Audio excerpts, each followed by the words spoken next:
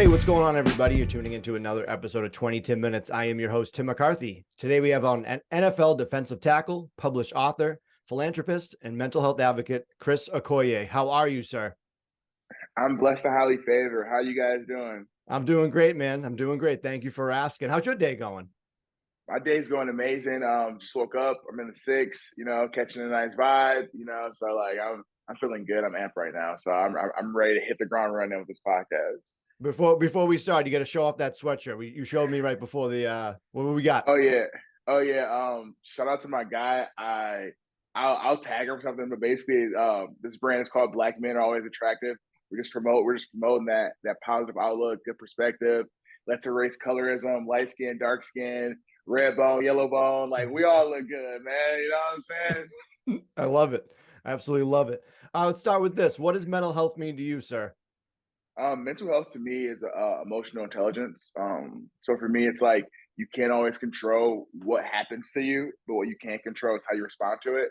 So I think just practicing emotional regulation, learn how to manage your emotions, and shift your perspective and be vulnerable and things of that sort, and going to seek help and figure out exactly what's bothering you, and not making these like grand assumptions. I think a lot of times we get a little too opinionated when it comes to mental health, when like in reality, like it's a whole field with diagnosis and prescriptions, and I just need to have attention to detail about and constantly be learning. The world's always evolving. There's always new things popping up, new disorders, new everything. So it's something to stay on top of, but it's really just how you manage and regulate your emotions and kind of like what's going on. You know what I'm saying? Like that's what mental health is to me: emotional intelligence, emotional regulation.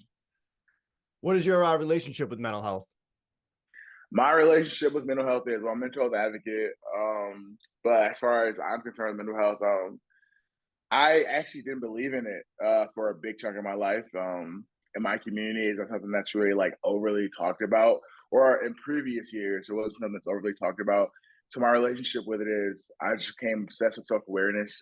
Certain life experiences happened to me, and it just never made sense. I think I was a guy who lived, the great life. Like I said, I've signed multiple NFL contracts. I've been on TV shows. I go viral on TikTok, and I still kind of would still be upset sometimes. I would get the hot girls. Like I have a bomb ass family. You know what I'm saying? Like I have a Yeah. dope ass family. I get baddies. Like I live that great life, and I would still be upset. I would still be sad. And I Yeah. wonder like what is that? You know what I'm saying? Like I grew up in the church. Like all that good stuff, like all the cliche things that would make someone think you have a quote unquote like perfect life or always be happy.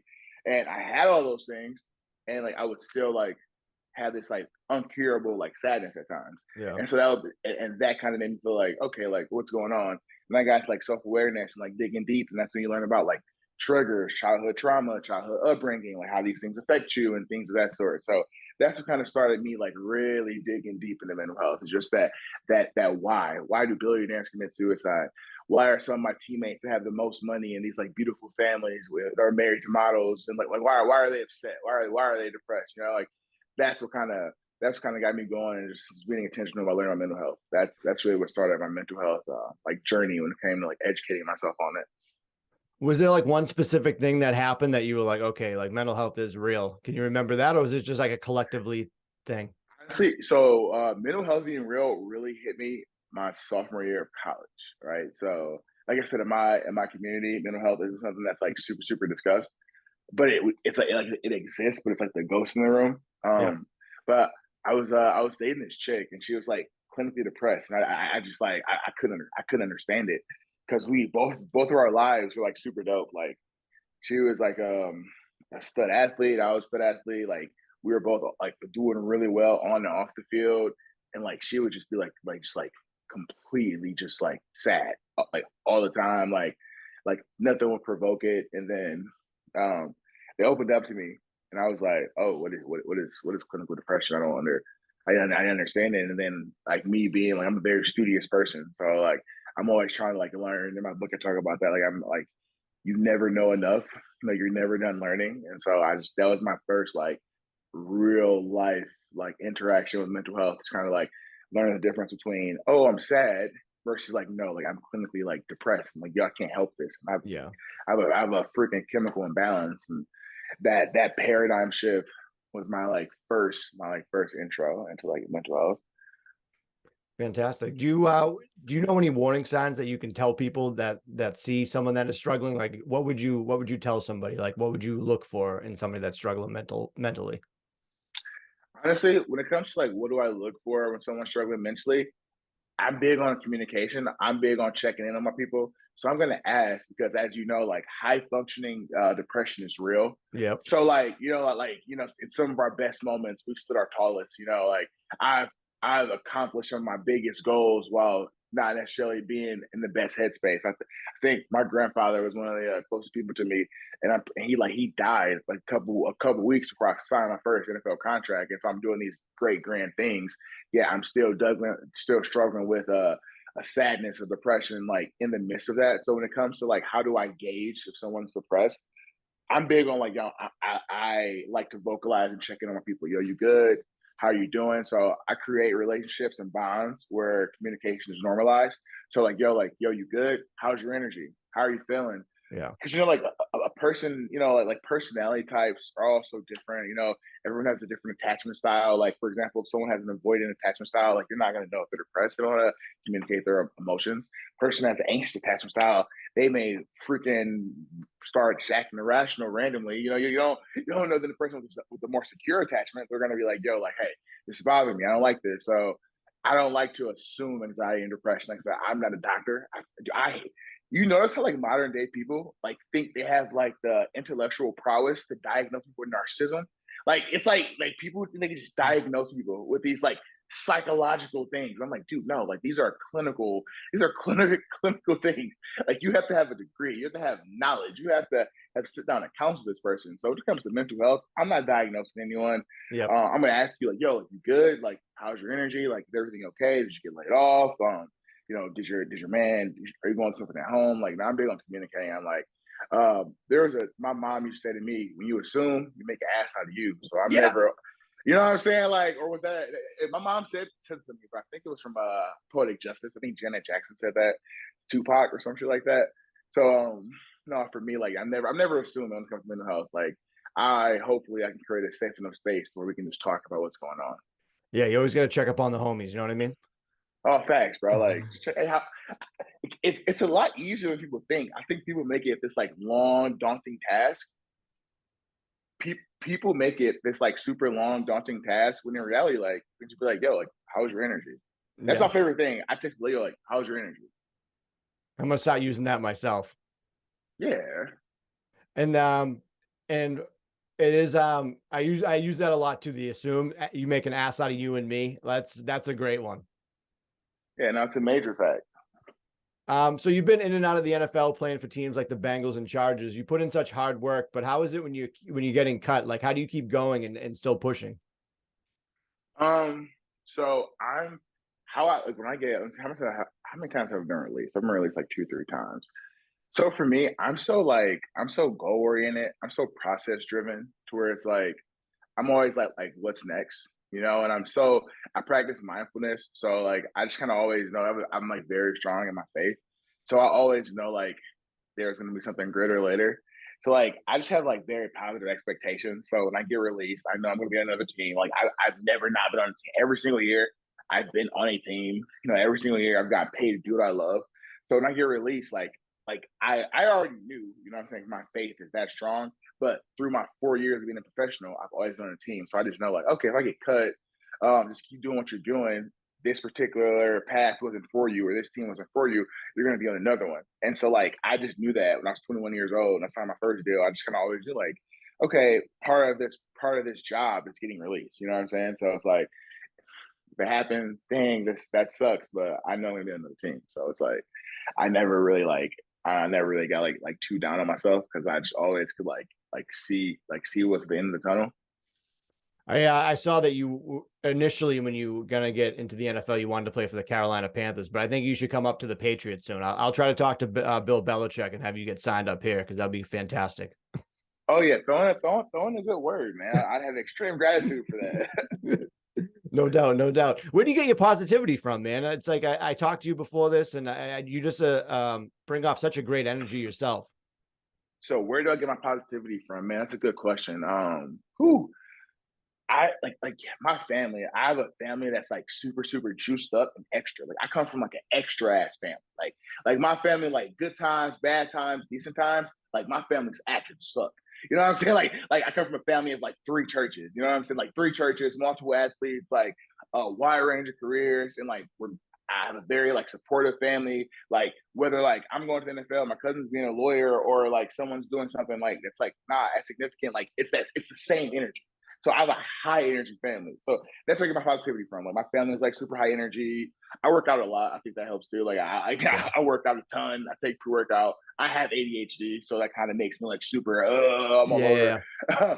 I'm always like I'm very, very intentional with ingesting positivity into myself. Like I wake up in the morning. I like repeat my affirmations 50 times every morning. Read, put on some Gary Vee, turn up, put on some Eric Thomas, turn up, put on some 19 Keys, turn up, put on the minister, turn up. You know what I'm saying? So I'm very, very intentional with positivity. So like on top of having a family that's like super high energy, high effort, I also just ingest positivity into my mind every day and all throughout the day. So it just kind of keeps me like, yo, like, what's up, what's up, what's up, what's Yeah. up? You know what I'm saying? Like that's my. I'm just very, very intentional about being positive because positivity and negativity are a choice. You get to pick one. So it's like I just try. I'm not perfect, but I try to choose positivity. You know what I'm saying? Optimism or pessimism. You know what I'm saying? That's why I'm like kind of positive all the time.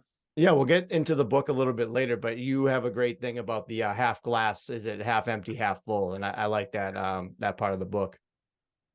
Oh yeah, We'll get into that, perspective, but baby.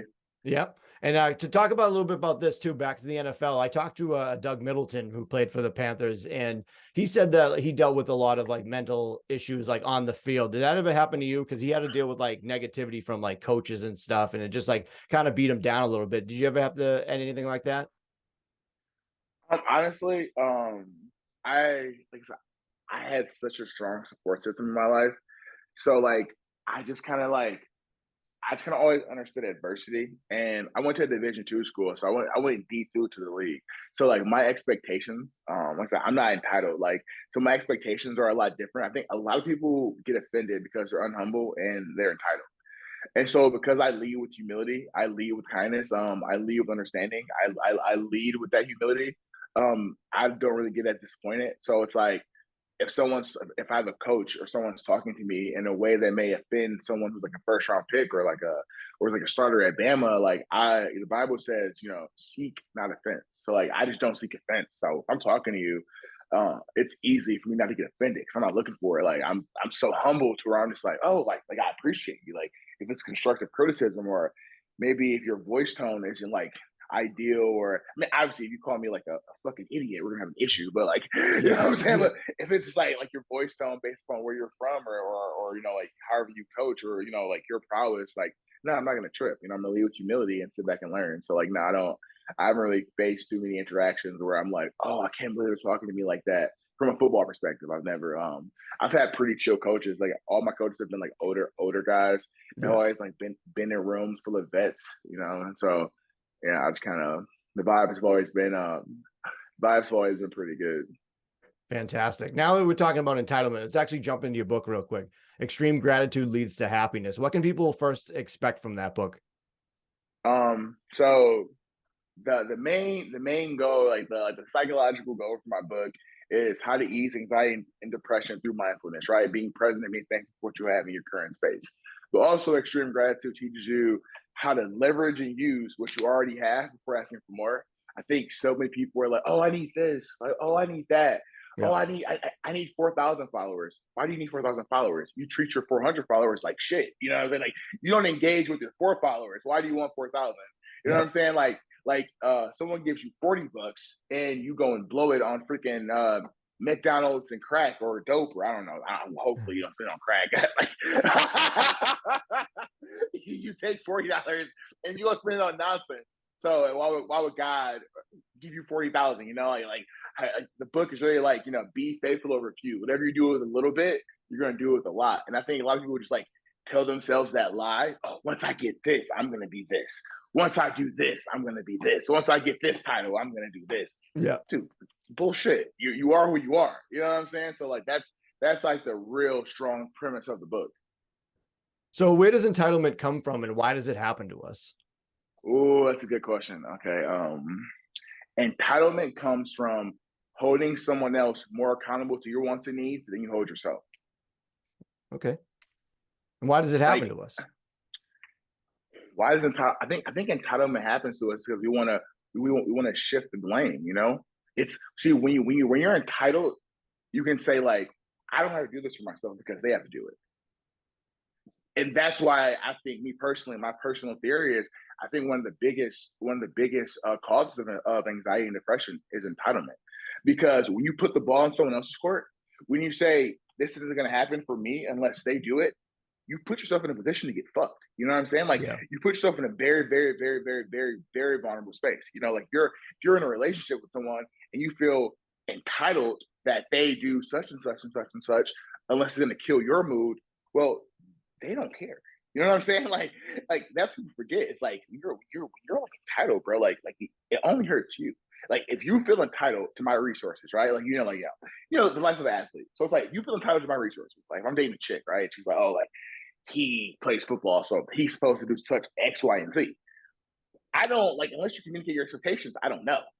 But in your head, you feel entitled. So when I don't do it, like, now you're depressed. Like, no, I can't believe this. Like, oh, how could he? Like, or like the person feels entitled to playing time, or the person feels entitled to a promotion, although like they're doing their job as regular as possible. So entitlement, where you shift the accountability. Whenever you shift accountability, you're in a very, very, very, very vulnerable spot, because when you don't have accountability, you don't have the power to shift the dynamics of what's going to happen to you. And when you can't control what's going to happen to you, like, you're wide open for anything. Now, this is a big one when it comes to mental health, is toxic positivity. What can you tell me about that? I think toxic positivity is delusion. I think toxic positivity is insecurities. I think toxic positivity is just very, very unempathetic. I think toxic positivity is just like, it's very, what's the word I'm looking for? It's very it's inconsiderate. You know what I'm saying? I think toxic positivity is like, if you see someone going through something, don't invalidate their experiences. I think for me, toxic positivity is invalidating other people's feelings and validating other people's realities. That's toxic positivity to me. It's like, yeah, like, yo, there is a certain level of like, yo, like, let's be positive, let's focus on the good. But if someone literally just haven't had something extremely severe and tragic happen to them, you don't ignore their experiences. You know what I'm saying? Like, you don't tell them to suppress themselves. That's what toxic positivity is. Toxic positivity is to me. Like, I don't even think toxic positive, like we all know the term toxic positivity, but I really think a person like that, like, you're just a person that's very, very, very, very, very just unkind, unempathetic. You know what I'm saying? That's what toxic positivity is. Right. I don't want to give the whole book away, but how important is accountability? I think accountability is the biggest factor in happiness. The book is called Extreme Gratitude Leads to Happiness. I may drop another book called Extreme Accountability Leads to Happiness. Because accountability is everything. Because it's you taking control of what happens to you. It's you taking control of your feelings. That's why I always talk about emotional intelligence, right? Because you can't always control how you feel. I mean, you can't control how you feel. You can't always control what happens to you, right? But what you can control is how you articulate those feelings, right? What you can Mhm. control is how you go about vocalizing those feelings, right? Like, we all know that one person, like, they had a bad day, and we knew they had a bad day. They're on bad vibes. It's fuck everybody. You know what I'm saying? Like, Yeah. they have bad vibes. Me and my older brother, like, like, we're super, super close. And we have this like saying, when a person, they're just like being like a bad vibe, we look at each other and we're like, any excuse. Like, any excuse to be on bad vibes. Like, why do you just want to be on bad vibes? No, like, the shit's egregious, man. Like, no, like, no, I'm very anti that. You know what I'm saying? Like, Yeah. nah.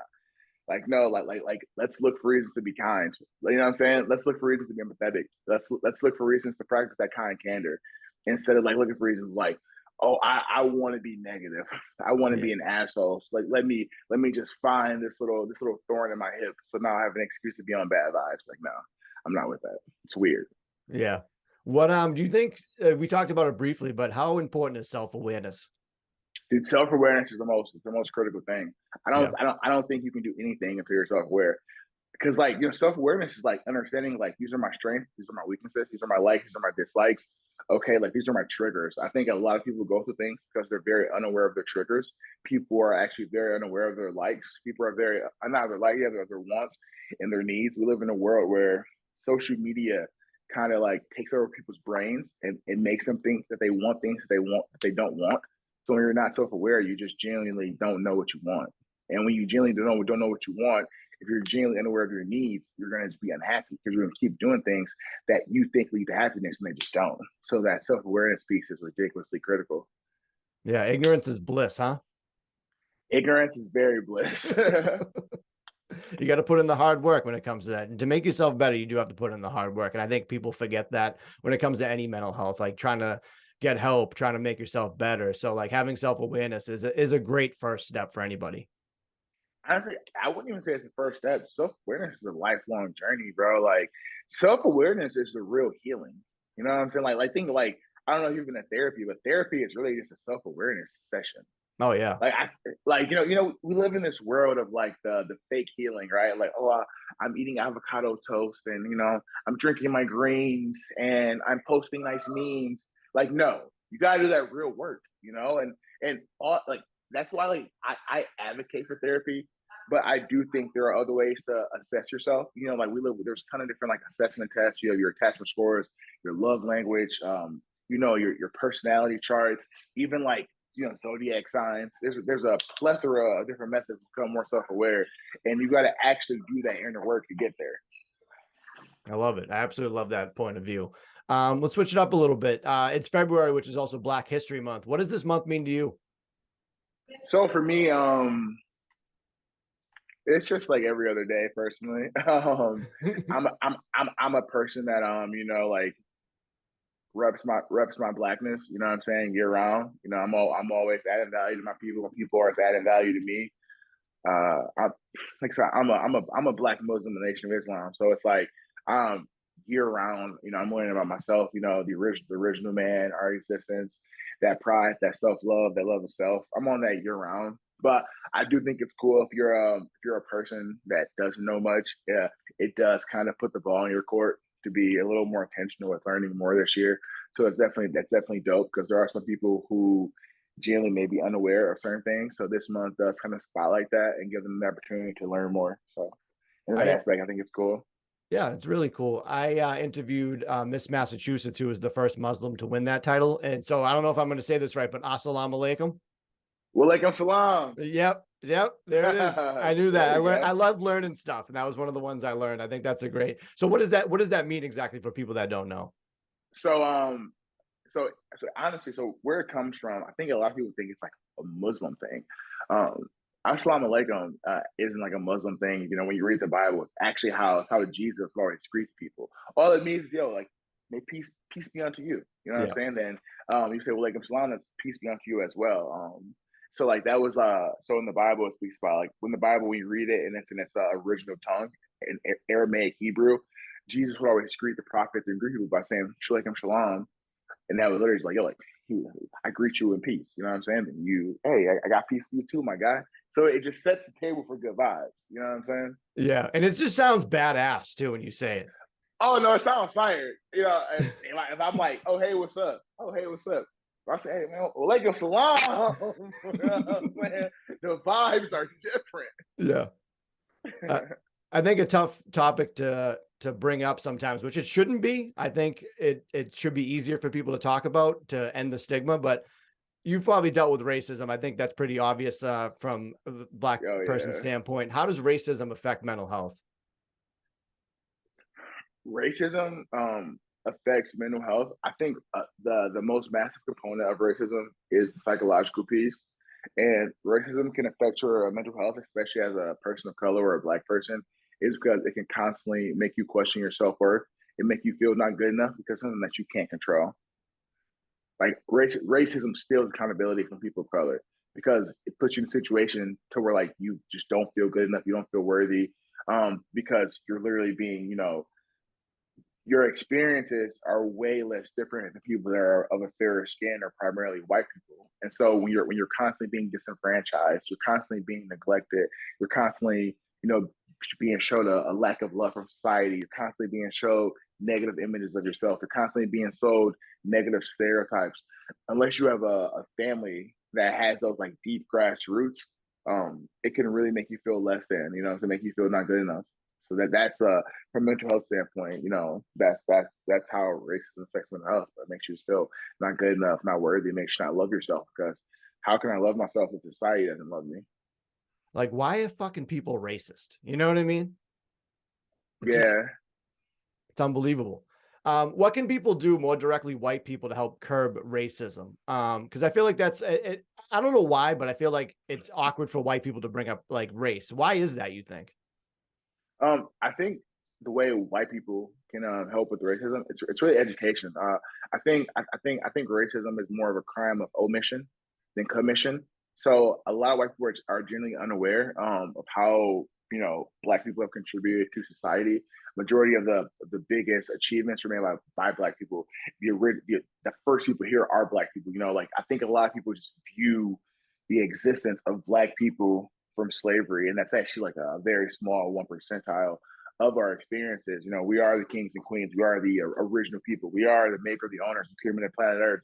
So when you educate white people on who black people really are, you know what I'm saying? The respect level changes. Racism is taught. You know what I'm saying? It's not you're not born racist. So if the school systems just taught things differently, and we can eliminate white supremacy and black inferiority from out of the school system, how things are taught, that would be the biggest thing for white people. It's like that self education piece. Okay, like let me learn. Let me be more culturally sensitive and things of that sort. We're all the same color when the lights go out. You know what I mean? You know what I'm saying? So it's like when people understand that racism is it's a mental thing. It's more of a mental prowess, psychological thing.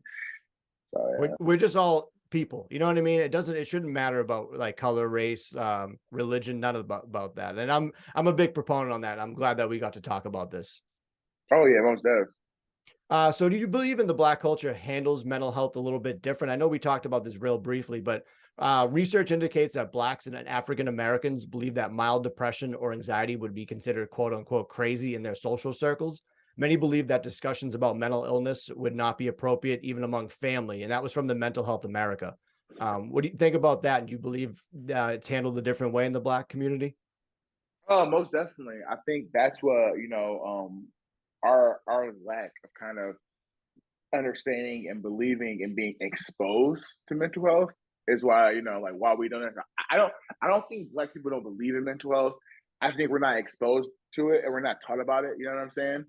So that's my first answer for that. Mhm. And secondly, that's why I became a mental health advocate. Because if I'm more of like a people view me as the cultivation of like masculinity or like toughness or like success. So if I can come in, I'm like, yo, like emotional intelligence, be vulnerable. It's okay to not be okay. Express yourself. Go to therapy. Journal. It brings more awareness. So I think just the right people, and I think that's why I talk so much about emotional regulation. It's because a lot of times when people call someone crazy, they're really saying this person doesn't know how to regulate their emotions. Yeah. So I think the way people aren't taught the most healthiest way to handle their depression or to handle their sadness or to handle the ups and downs of life. And so to a person that's not just like overly just warped in mental health knowledge, they're gonna be like, yo, like you are acting crazy. You know what I'm saying? Because a person with little to no emotional intelligence, for lack of better words, may come off as crazy. You know what I'm Yeah. saying? So that's just being like a realist. I'm big on just realism. So a person that lacks emotional regulation, person that lacks self control, they're gonna be viewed as crazy. And you don't need to be you don't need to be a mental health advocate to know that. So I think that's more so what makes it more frowned upon. Because oftentimes when someone hits that wall, they don't get help. And when a person hits that peak, that is they just get to acting outlandish. Right. I I learned about this too with some of the Black people I've talked to, and it's like it goes down to religion too. Like a lot of the older crowd would say to them, just, "Oh, we'll pray it away." Did you ever get that? We'll pray it away. Like I said, so for me, I didn't grow up kind of like in a culture where it was like, oh, Bible, Bible, Bible, church, church, church. My aunt is an evangelist. Like multiple of my uncles are pastors. Went to church my whole entire life. Went to a theological school, so I kind of always understood like the in-depth workings of the Bible. So like for me, prayer is action. You know what I'm saying? Like So the whole just pray it away. Now I was always taught there has to be more like intention. You have to be very, very intentional about how you do things. Faith without works is dead. So prayer without a plan doesn't matter. If you're praying but you're not working, you're not doing anything. You know what I'm saying? If you're praying but you're not focused, you're not doing anything. If you're praying but you're not believing, you're wasting your time. So for me, the whole like, just pray it away. I was never taught that. That was never like a reality when I was growing up. It was like, bro, you got to work. Scriptures like faith without works is dead. Is what was preached in my household. So like, I was never just like, like I was never taught that. Like, just pray, you're gonna get what you want. Just pray. No, it was like, yo, we gonna pray, but you gonna work. You know what I'm saying? Yeah. You Put gonna the work work. in. You know what I'm saying? You praying, you're not working, you ain't doing shit. Your positivity is contagious, my friend. Why do you want to help people? Dude, I want to help people because I want to be like the prophets. You know what I'm saying? Like when I read the Bible, I read the Quran. Like I want to be like those guys, like people that just because when you study the prophets, bro, like the prophets are the most popular, most important people across every race, across every religion. It's because they were the only people that just added value and were good people with no expectations of it in return. The most famous person to ever live, right? The best person ever lived is Jesus. And all he did was add value to people, bless people with like wanting nothing in return. So when we think about the people that are like the most important, right? We think about we think about like Jesus, we think about Obama, we think about Buddha, we think about Muhammad, we think about all these great people. They were people that just poured into people and weren't like openly trying to get shit back from them. Yeah. So the people I look up to were just value adders, and so that's what made me like, okay, like yo, like I'm gonna add value to people, like I'm gonna help. And I think like with social media, I deal with a lot of younger people. I think social media, as you know, like depression, anxiety, and suicide are the highest of all times right now.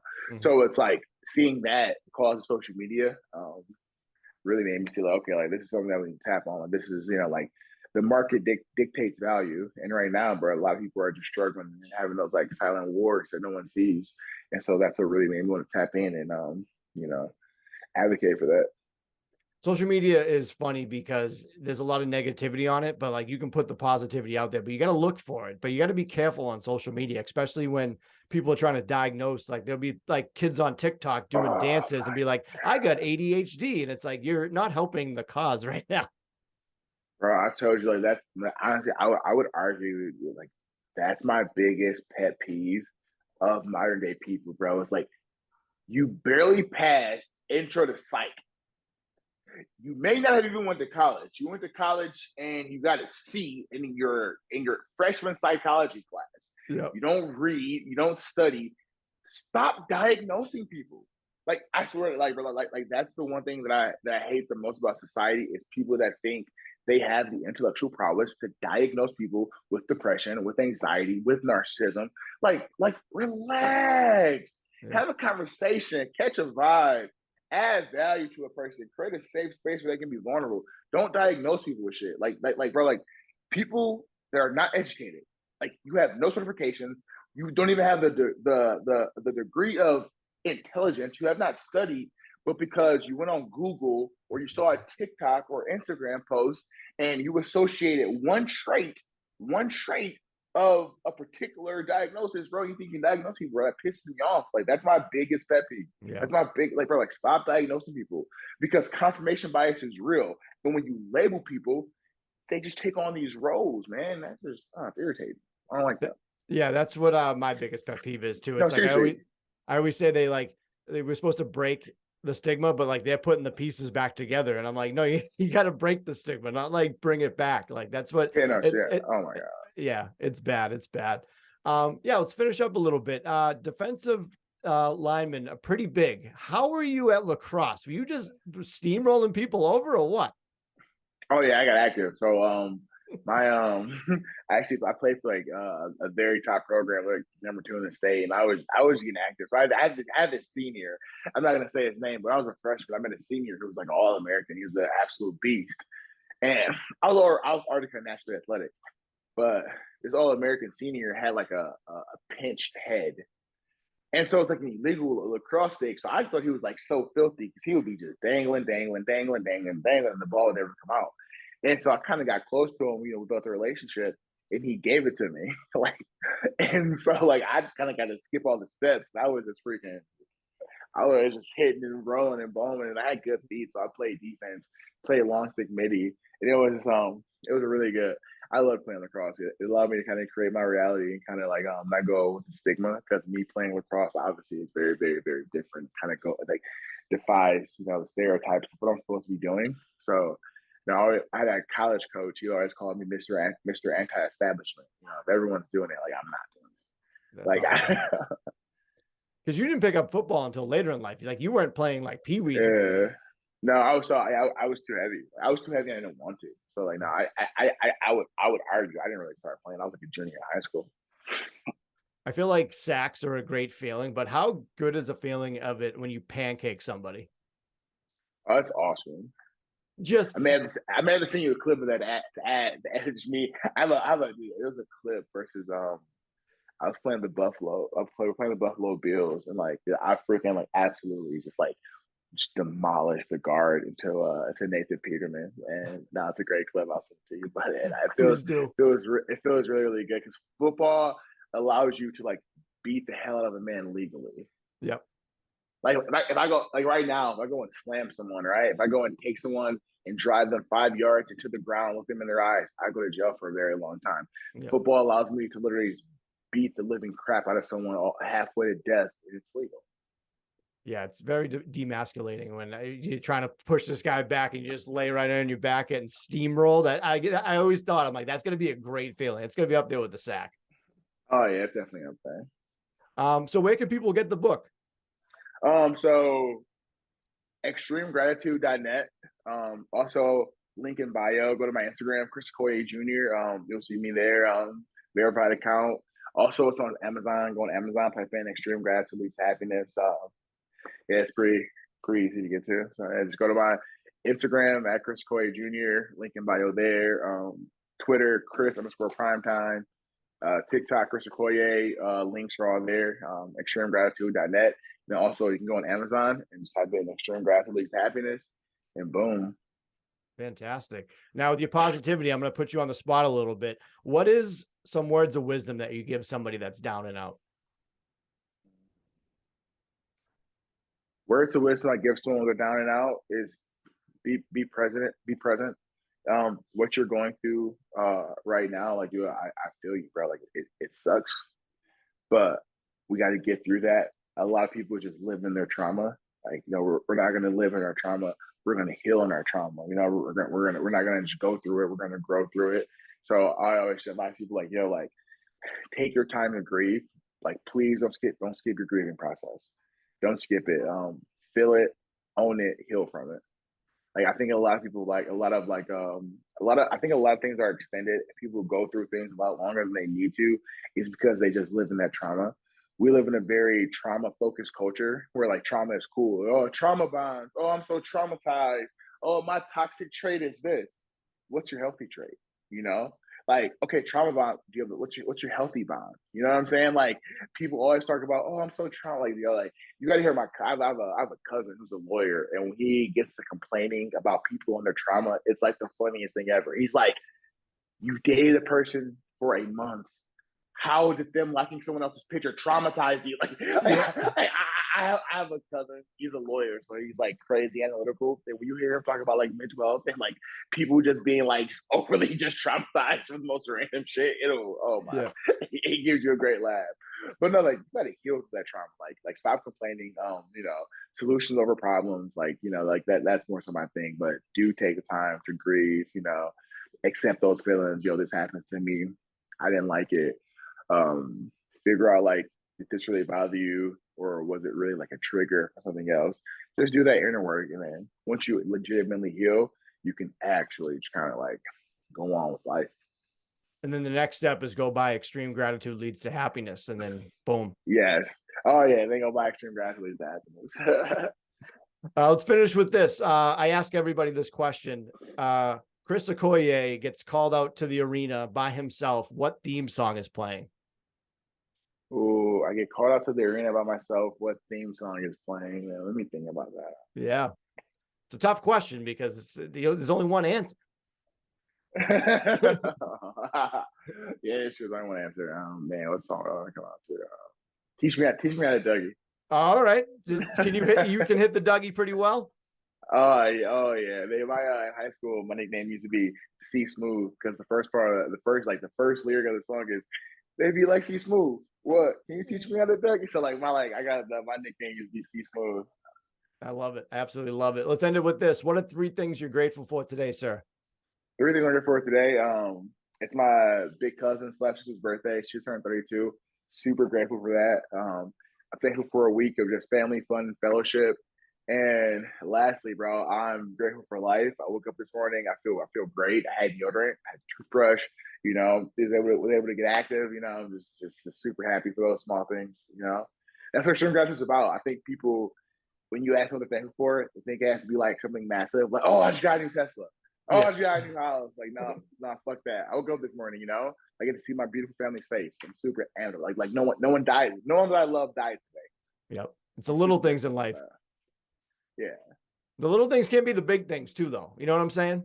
Because really, in my book, I talk about what are little things, right? Because like you say, waking up, oh, I woke up this morning, or I had toothpaste to brush my teeth.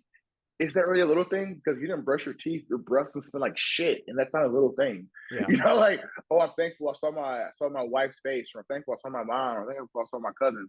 Those aren't little things because if you don't see them and they're dead, that's catastrophic. Oh, I'm thankful I can walk. Oh, it's not a little thing because if you lose your leg and you're a paraplegic and you're in a wheelchair, that's not a little thing. Yeah. In my book, I talk heavily about that. So it's like, bro, everything's a blessing. You know what I'm saying? Like, there's no big blessings, there's no little blessings. It's like no one owes you anything. That's even the whole idea of big things and little things, bro. That's entitlement because like no one owes you shit. So it's like, bro, be thankful for everything. Be faithful over few.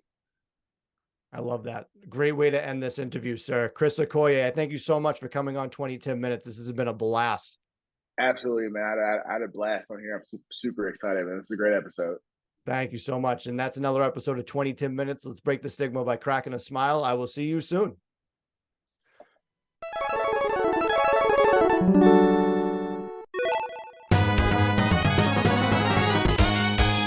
Round 1, fight. So I do this with all my guests to get the blood pumping a little one-on-one time. So I play a game of rock, paper, scissors against all my guests, 2 out of 3. Do you want to play? Yeah, let's get it. Hell yeah. So what I do is I keep my eyes closed and I do rock, paper, scissors, shoot. Some people have it differently, but I don't like the way other people do it. So Okay. we'll call it right now, 2 out of 3. See what we can do here. All right. Rock, paper, scissors, shoot. Ooh, 1-0. 1-0. All right, here we go again. Rock, paper, scissors, shoot. What do you got? 2 rocks. All right, the tie. So here we go. Let's keep going. Rock, paper, scissors, shoot. Oh my gosh! Oh yeah. I had 1 tie. So I went 0-2-1. So that's not a good. That's like a terrible NFL story. A terrible NFL record.